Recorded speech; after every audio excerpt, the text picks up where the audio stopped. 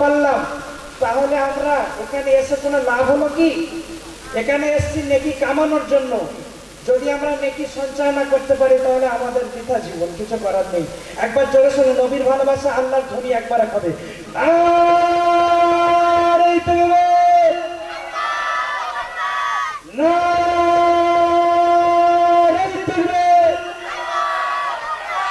মাশাআল্লাহ, আলহামদুলিল্লাহ।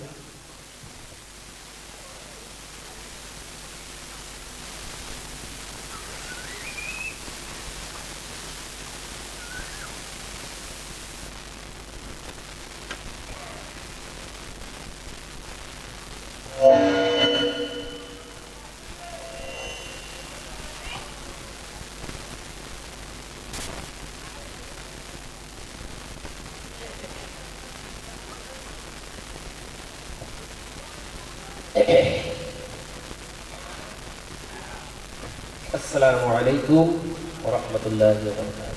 ভাই সালাম দিয়েছে, সালামের জবাব পেলাম না, একটু জোরে বলেন না কেন? আসসালামু আলাইকুম। ভাই তিনটি কথা আপনাদের সম্মুখে আমি বলতেছি, আপনারা পারমিশন দিবেন আমাকে? আওয়াজ দেন, দিবেন কি? দেওয়ার পরে জানি আমার এখানে সম্মুখে দাঁড়ায় জানি গাড়িটা ভাঙেন না, বুঝছেন না?